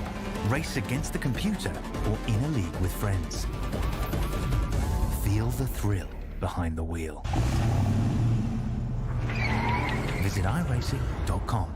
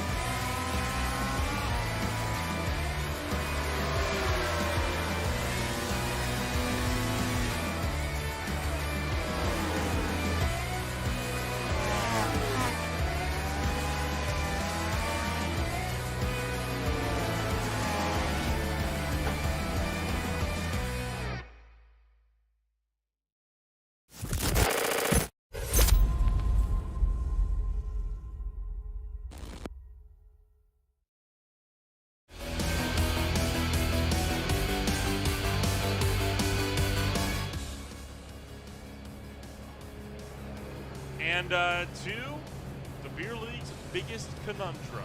My name is Little Rebel alongside Austin Edgestrom. If you're just joining us, welcome to the show. It's been a wild night so far, and there's still a good bit to go as well, with just under 20 minutes of racing left on the clock. Yeah, that yellow flag kind of brings out a little bit of the strategy. Some guys came down pit road a little bit early. Tyler Agostino's been out on the racetrack for 8 laps. Barrett Morton for 5. Brian LeBlanc cannot make it to the end. He's been out there for 15 laps. But everybody behind him were the guys that were normally running up towards the front. They've just come down pit road during the caution period. So Agostino and Morton taking advantage of their strategy call here. Caution flag came out. They get to jump everybody, and now they're at the front of the field. This has been quite a lengthy yellow flag as well, it is worth noting. This yellow flag came out on lap 19. We are now working lap 23, which is a good number of laps longer than we usually see. I think it's just that so many cars had to catch up. You know, Yeah. I think the first caution flag came out before we had really lapped anybody, so nobody got the wave arounds. We've had a lot of that now. We had a lot of wave arounds, everybody having to get caught up to the back of the field. I think we're waiting on one more straggler, and he should be caught up by the end of this lap, so we should be going green. Once again, if you are looking for some more action this week, you're not going to be short of drama on Green Flag TV. The Speed Tires Plus Cup Series closes out their season at the Iowa Speedway at 9:15 p.m. Eastern Time on June 13th, tomorrow night. Then on Saturday, it's a doubleheader, first to a road course and then to a short track. The VSA Sports Car Championship marches steady on into the second half of the racing year with the race at the 6 Hours of the Glen. That'll be at 12 o'clock p.m. Eastern Time. And then later on that evening at 7:55, we'll be returning with the TGGIL Truck Series at the North Wilkesboro Speedway, seeing if perhaps Aaron Raymond can get himself with the championship locked out 1 week before season's end. And then just after that, the Classic IndyCar Series will fill up your Sunday afternoon with their first Triple Crown race, a 500-mile, 200-lap run around the Tricky Triangle. So a lot of fun races coming on up here throughout the week.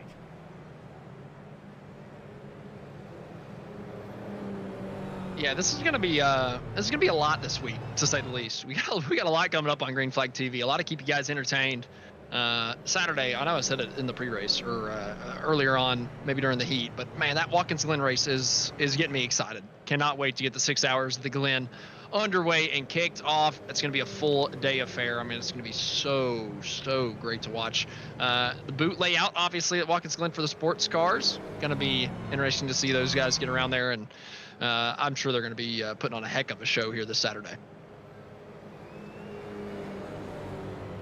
Lights are out aboard the iRacing safety car. We will go Green Flag Racing with just over a quarter distance left to run. This could very well get interesting. Right now, 41 cars are on the lead lap, and we're extending it. What do you got, Austin? Well, I'm looking at the track map, and everybody is caught up, so I'm not really sure. Oh, they just turned the pace car lights back off. It was a fake. It was a fake out. We're on green. Keeping us on our toes up here, too. Just making sure we're paying attention.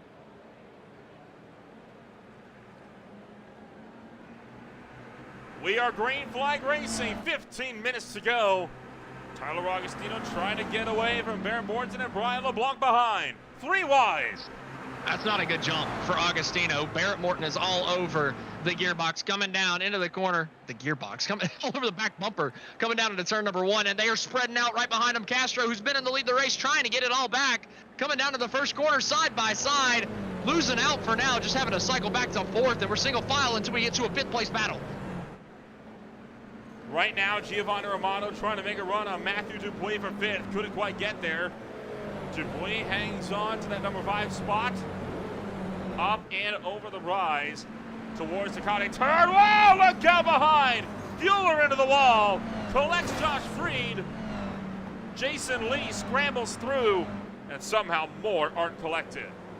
Oh yeah, that was a pretty quick self-cleaning wreck. Luckily, those guys didn't have too much going on. We got another drive-through. Chase Ellis getting the black flag here right after the restart. A couple guys having issues, including Chris Hannigan, who's just trying to get back on the racetrack. After the restart is the worst time to have an issue like this. You just bleed positions because everybody is lined up right behind you. Seeing another accident from a little bit before. Wow. What a job to get through there. You got one car that is turned around the wrong way, middle of the straightaway, and it's Ryan Clanton again.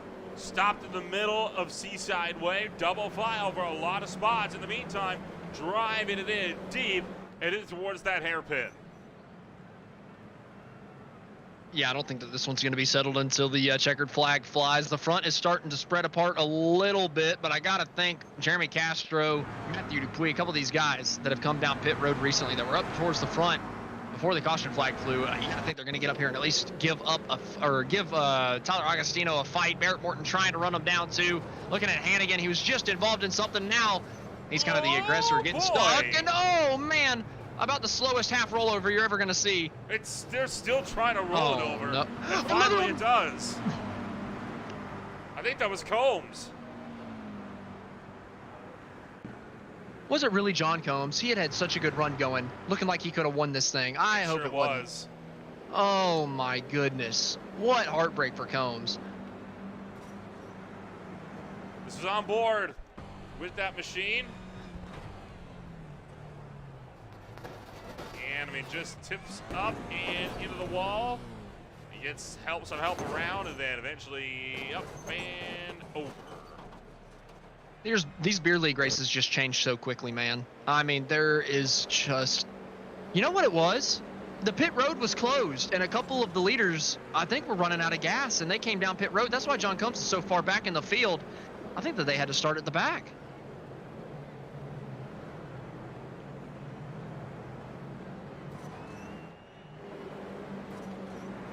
Right now, Austin Tucker, Tanner Klein, Eric Ronenberg, Murphy, Gambrill, Flavion, all also in a line. And this final hairpin has started to cause some problems as we really stack it up in that final corner.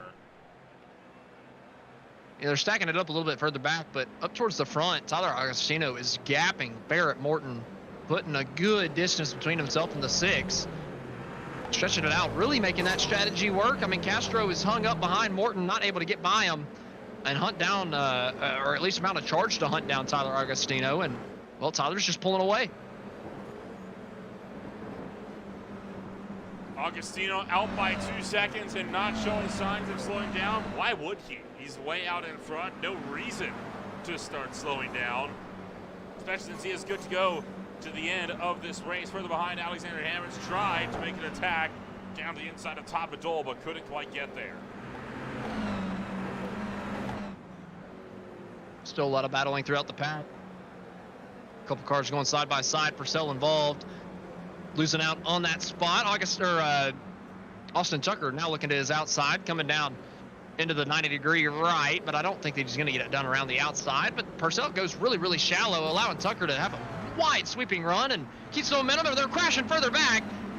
Blake Gambrill, Chris Flams getting into it heavy coming up through the right-hander. Big accident between those two, but luckily wasn't too far up the field, or else it might have been a little bit bigger.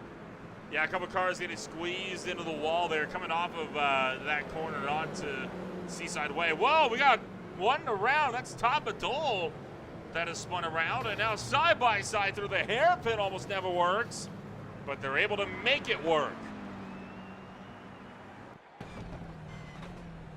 Jeremy Castro still has not been able to get by Barrett Morton. This is looking like it is Tyler Agostino's race to lose. It has fallen into his lap, and he has said, thank you very much. I will run away with this thing, and he is absolutely pulling out a gap. 2.5 seconds back to Barrett Morton at this point. 66 goes around. That's Adam Mailhot.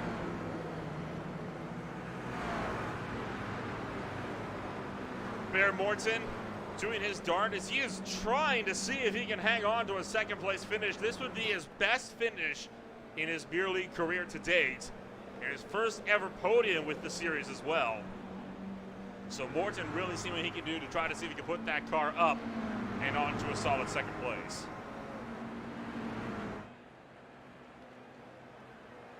Yeah, still tight battle for the second place spot. Agostino pulling away, but they're fighting hard for those podium positions. 4 guys lined up, nose to tail. Coming through the final sector, coming to less than 9 minutes to go this time by the start-finish line. Just a few laps left. Oh, but we've had another incident. And again, we're turned backwards down the straight. Not the spot you want to be, and it's tight coming out of the corner. Everybody looking like they're going to get by. Ethan Conde and Alex Harrison looking like Keaton Crothers may have caught a piece of that as well. So taking a look at what happened here to Harrison. Conde's just up the road, and Conde went around, rebounded into Harrison, and then where does, oh no, just nowhere to go for Crothers. He honestly just gets pinched into the outside wall, and it's tough. It's a blind corner anyway, and it's obviously a blind corner whenever you're looking the other way too. That wall is just in the way. You don't know exactly where somebody's at. Unfortunately, Harrison just did not know that somebody was coming up that fast behind him and pulled back across the racetrack. Tough place to get the ship righted after you've made a mistake or gotten taken out. So tough break there for Harrison and Keaton Crothers. But I mean, that's the nature of the beast whenever you come to Long Beach. Barrett Morton and Jeremy Castro trying to see who is going to come out on top of this battle. For second, look out! Morton bobbles. Castro sweeps through to third. Dupuis gonna sweep through to third. And Amano trying to bump Barrett Morton down to fifth in the mad dash towards the Firestone turn, and that is how quickly everything can be upset. Oh, Dupuis got in a little bit too tight on Castro, made some contact, and now he's putting up a defense against Giovanni Armano coming down to the last corner. Able to hang on, just about gets to the bumper of Castro, but they're going to single file it out as we come back down to the start-finish line. Agostino pulling away, but Castro finally through to second. Adam Joseph Mailhot going around again, this time coming onto Pine Avenue, just steps the back end out, spins it, noses it into the wall. They quickly gets that ship righted again. Battle for second is on, as well as a big battle for 24th on back that is coming to blows. Yeah, Aaron Thacker getting through here, looking like he's going to be able to take that position away from Darren Bai. I mean, he's been involved in how much today. I feel like he's been through a few so far in this one. Able to hang on still and at least fight for the top 25. Maybe I mean, that sounds weird to say, but that's still the top half of the field. So ultimately a half decent points night if you can just finish it out. Yeah, half decent. You just got to try to get yourself into a solid standing. Bear Morton going to drop again. Now out of the top 5, Alexander Clay battles his way to 5th. Jeremy Castro now seeing if he can hang on against Dupuis for that runner-up spot. Augustino still stands 5 and a bit seconds over Jeremy Castro on back. Yeah, even after Castro's gotten clear for second, he hasn't really been able to make any inroads on Augustino, actually losing a good bit of time. Stefan Purcell is spun out a little bit further back, but still battling hard for second. And, got some help. One of the dumpster fire machines just behind him. Yeah, Purcell went a little bit wide through the corner and was a little bit slow on exit. I'm not putting it on him because ultimately the guy behind you should either lift or pull out of line or a little bit of both to avoid running into you. I don't think he'd slowed down that much on exit, but ultimately, whichever one of those cars it was wasn't willing to give him a break, and there goes Aaron Thacker around in Firestone. It might be a tough rejoin here. It always is, because a lot of these cars, as soon as they exit Firestone, they're trying to cut back left or trying to cut back right to set themselves up for the Indy left. Thacker, though, able to get through there fine. No problems. He is going to be down into 34th. And it's still so tight for the second place spot. Jeremy Castro hanging on from Matthew Dupuis. Giovanni Romano right there. He's inched his way forward all night long. Started 43rd up to the 4th place spot. And Ron Wolf is not too far back. He's taking over 5th from Barrett Morton.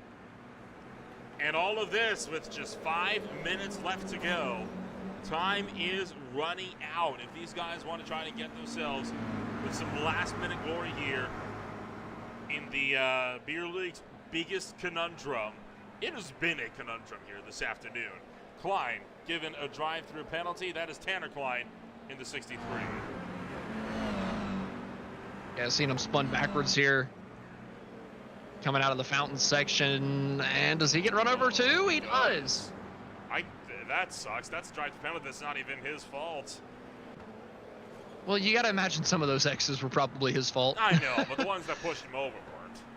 Yeah, well, I've been on the short end of the stick on that. You're right. It doesn't feel good, but there's the incident limit is pretty high here. So if you get up there, then well, I imagine you might have done a good handful of things pretty naughty. But looking at it right now, Matthew Dupuis to the inside of Castro, trying to take second, but Castro doesn't let him, and it's a huge accident for the second place position. Romano involved, and who ends up getting through? I think Morton gets through for 3rd, but Alexander Hammonds from nowhere goes into the 2nd place spot. That was massive down into the opening corner. Talk about a huge hit for a few of those drivers. That was a messy incident. And that puts Bear Morton back onto the podium. Just no room. And every car in that pack got taken out. Yeah, Dupuis maybe just pushing out a little bit too much on exit. Castro maybe trying to pinch him in a little bit more. They both come together in the middle. It's a tough call. In all seriousness, to call pure fault on that. But Dupuis might have just been pushing out of the corner a little bit more. But man, what a job from Hammonds to get through there. Hang on to, or to pick himself up to the 2nd place spot.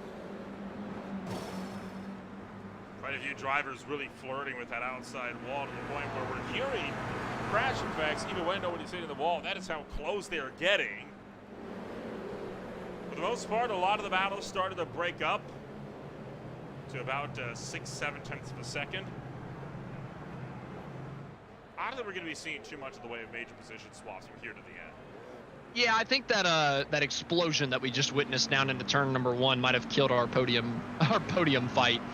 Romano and Morton are close, but I think Romano might have the edge over Barrett Morton, so I don't really know if we're going to see a 3rd place battle. But a little bit further back, I mean, we got a long string of cars here that could be battling for about 4th on back. Even further behind them, Adam Jackson, Ron Wolf, Tom Adola, Shane Cameron, Austin Tucker all together. Duking it out amongst themselves as well. So there is options.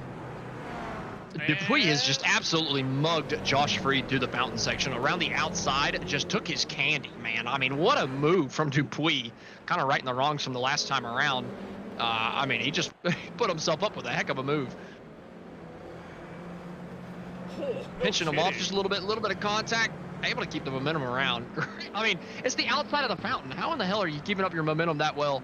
I mean, he pinched him down to the inside, really didn't give him much space, but that's what you got to do, and he did it right. So credit to Matthew Dupuis hanging on to the top 5 like that. Ben Williams into pit road as he is trying to get himself sorted with his penalty. So is Jonathan Lefebvre.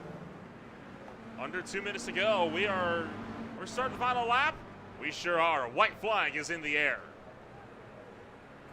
1 lap to go around the Long Beach circuit. It's been a heck of a night. The heat race was absolutely fantastic. The 60-minute feature has been nothing short of enthralling. I mean, it has been nonstop action. Towards the end of it, we finally got the gap stretching out towards the front of the field. And we had been talking about the Pro-Am guys all night, right? But look at our top 3 now. It completely flip-flopped from what we had been watching throughout the entire course of this race.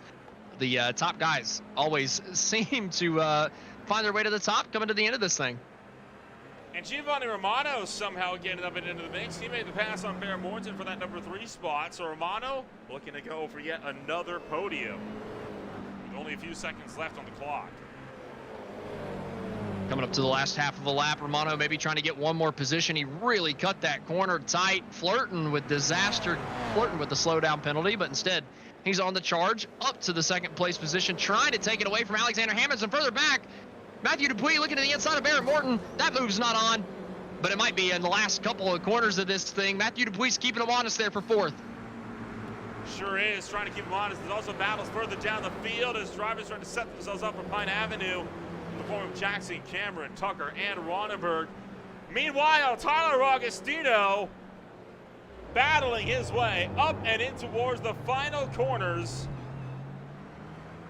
And for Augustino, he is going to put down a race win, and it is his first of the season. The Oars machine is into victory lane.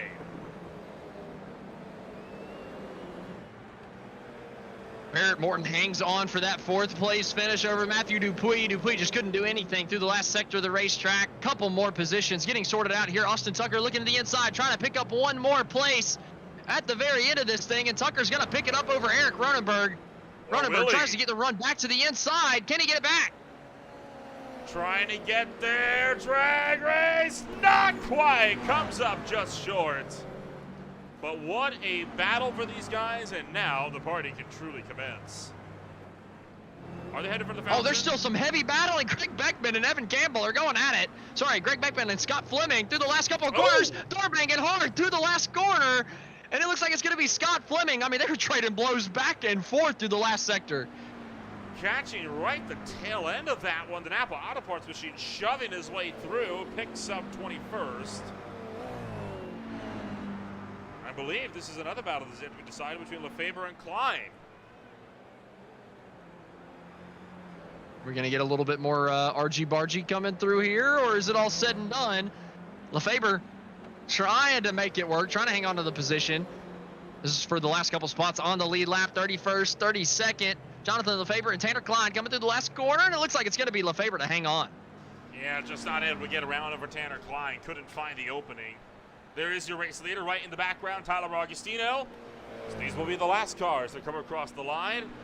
And Augustino will get to celebrate as a race winner here at the Long Beach Street Circuit. What a drive for this number 69 machine. And he knows you can't really do donuts in these cars, right? He knows this, yes? Well, he's trying. I don't blame him for trying. He's trying. These aren't the late models. It doesn't work like that. Yeah, that's what I thought. Well, the race is over. Let's take a rundown of your official post-race results here this afternoon. Taking it home at the end of the night, it is Tyler Augustino with John Combs in the number 2 spot. Oh, how about that? Sorry, Augustino showing that he actually did not win this race. This is the Heat 1 results. So it is. So it is. I don't want to hear it. I don't want to hear it. I don't make this mistake every week. Augustino is your winner. Hammers is 2nd, Romano is 3rd, Bear Morton is 4th, Dupuis is 5th, Josh Freed 6th, Castro 7th, Clayton 8th, Lee 9th, Bueller rounds out the top 10. Ron Wolf finishes in the 11th place spot with Todd Madole, Shane Cameron, Adam Jackson, and Austin Tucker rounding out the top 15 with Ronan Berg, Chris Flams, Tyler Carlton, Evan Campbell, and Scott Fleming rounding out the top 20. 21st place holds Greg Bagman with Adam Joseph Milhon at 22nd. Alex Harrison was back in that 23rd spot. Purcell was 24th. Darren Bai was in 25th. Benit McCarty 26th. LeBlanc 27th. Vietman, Murphy, Lefebvre round out the top 30. 31st is Tanner Klein with Robert Kulikowski coming home in 32nd. Blake Gambrill in 33rd. John Combs, a 34th that he really did not deserve. 35th, Ben Williams. 36th, Chase Ellis. 37th was going to be Keaton Crothers. 38th, Aaron Thacker. 39th, Corey Barrett. And Ryan Clanton rounds out the top 40. And that just leaves Chris Hannigan, Stephen Clendon, Michael Derby, Justin Hall, Alex Crawford, Jordan Babcock, Alexander Clinton, John Nowicki, Kyle Blevins, Jonathan Lane, and Adam Klein to bring up the field. Really about 39th on back, not finishing racing action here this afternoon. So that all said and done, let's take a rundown now and give a chit chat here to the drivers that finished this race on the podium, and we'll look to try and get in touch first and foremost with the man himself, Tyler Augustino. Comes home to take up the race win here this afternoon. And Tyler, it is a great win for you. You're finally able to take one into the win column this season, taking that Orrs machine to victory lane. And this is one that did not come easy at Long Beach. No, I mean, I'm sure you saw it, but first lap didn't really go so well for me. So I was just thinking to myself the whole race, like, what can I do to put myself towards the front on some weird strategy that nobody's going to do? I just took a Hail Mary on that pit call when I did. I think it was like lap 14. And I think I didn't end up saving very much fuel in the last stint. If we didn't extend the caution, I might have had to save a bit more, but it was very borderline. And yeah, I'm very happy that it paid off for me. In terms of pit strategy there on that second yellow flag, did that second safety car end up helping you out with that strategy, or did it prove to be more of a hindrance? No, it was crucial in my strategy. If we didn't have that second safety car, then I was going to have to pit a third time. I definitely didn't have enough fuel to go to the end from there. So having it come out when it did also meant that a lot of other cars hadn't pit yet. So I got the chance to catch up to the rest of the queue before they all went into pits, and that put me up towards the front. So it was very, very lucky timing for me. Of course, with this win, you're going to pick up a healthy handful of points. What are the goals for that 69 car before season's end? I don't have too much more time, unfortunately. I'm going to be missing the last two races of the season, so hoping for another big result next week, but we're going to have to leave it up to the drop weeks, I think. Sounds like a plan. We'll get set to see you then 1 week from now for what will hopefully be a strong outing in what might very well be your last race of the season. Congratulations on the race win tonight, and we'll see you 7 days from now. Thank you both. Tyler Augustino joins us up here from Victory Lane. That'll take us down to Alexander Hammonds, a driver that is able to snipe away that second place, and he is standing by with Austin. Well, Alex, I mean, we didn't really get to talk about you too much tonight, and then all of a sudden we look up, and people are crashing down into turn number 1, and you're just flowing through into second place out of absolutely nowhere. So can you walk us through your race a little bit, and how the hell did you manage to find yourself up on the podium at the end of it? That's a great question. I'm not entirely sure myself. So I had a really good first stint until that first caution. I think I started 12th, made it up to around the top 5. I felt really good about it. And then caution came out. I come down pit road and no one follows me. It's one of the worst feelings in this league when you pit and no one else does with you. So that put me down like low 20s. Then I got involved in that instant coming back to green. And I got put down to like 40 something. Then from there, I guess I just slowly worked my way up. People crashed. That caution came out. A lot of people got EOLs from running out of fuel right as that caution was coming out. And I just got lucky to recover all the way back to the top. Yeah, I feel like we normally, through the race, we're normally talking about you up towards the front, fighting in the top 3, maybe for the win, or up in the lead through a lot of the race in the early going and through the mid portion. And that's what we've kind of come to know you as. But towards the end, what we came to know you as the very first time that you really started racing was that Canadian Tire race where you looked like you had that thing wrapped up and you ran it out of gas and ended up fading. But here's the exact opposite, right? We did not talk about you all night, and here you are talking on the podium. Got to be a good points night for you. Are you kind of, at the halfway point, you're probably sitting there thinking, oh my goodness, this is terrible for me in the points, and then you end up here in second. Does that kind of change your mood than you were about half an hour ago? Oh, absolutely. Half an hour ago, I was ready to punch a brick wall, but now I'm pretty happy. This is by far better than what I thought I was going to finish with halfway through that race. So I'm happy, and it's also good to see Tyler getting a win after what happened to him last week, battling for the win. Well, Alex, congratulations on bringing home the second place. Who do you have to thank at the end of this one? I think I just have to thank the Lord above for helping me get through that wreck at the end. I don't know what else to put that to other than him, but yeah, heck of a race. Well, Alexander Hammonds here with a little bit of divine intervention to bring it home in the second place position. Congratulations once again, Alex, on another podium finish. Thank you. All right, that was second place finisher, Alexander Hammonds. Next up, I believe Nolan is going to get to talk to Giovanni Romano, the man that finished in third. We sure will. We'll get the chance to bring the Canadian up here into the booth. And, well, Gio, would it be a true beer league race if we didn't see a near last to first drive from that number 99 machine? But it's a very solid third place finish, and one that I think it was a bit of a surprise, making up so many spots there in those final 5 minutes. Yeah, it was certainly a chaotic race. I honestly just kind of let everything play out. I wasn't super aggressive and kind of got a little lucky with the timing of the caution because a bunch of people ended up running out of fuel.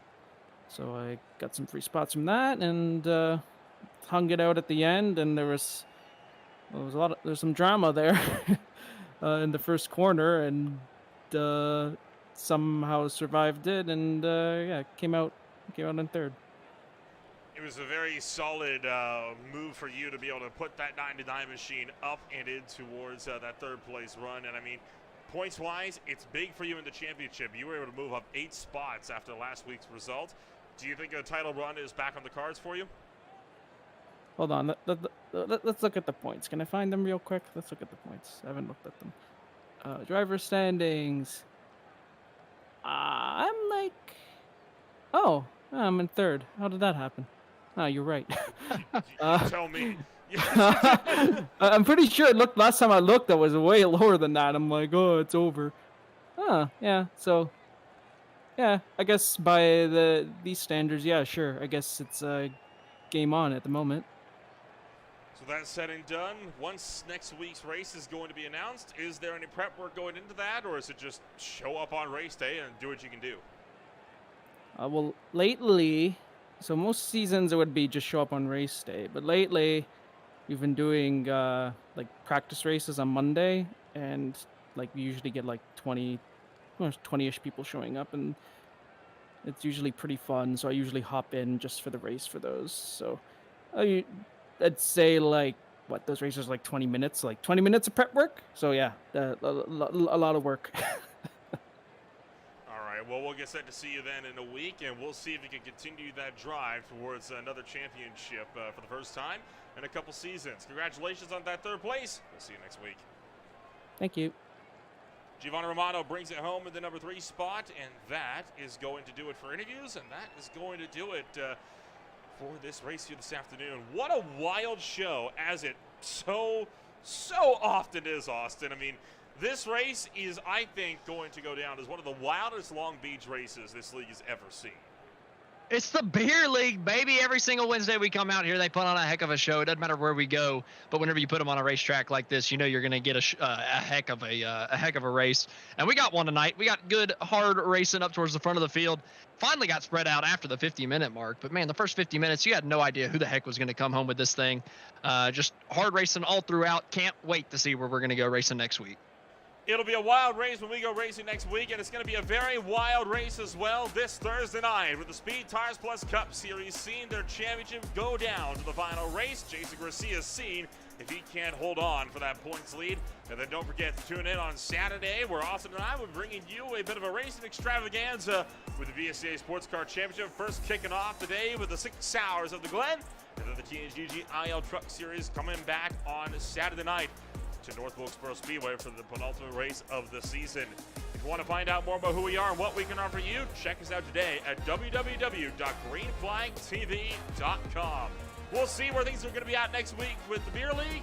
And from us here on Green Flag TV, my name is Manola Rampel alongside Austin Edstrom. Thank you so much, everyone, for joining us. We'll see you next week on Wednesday night.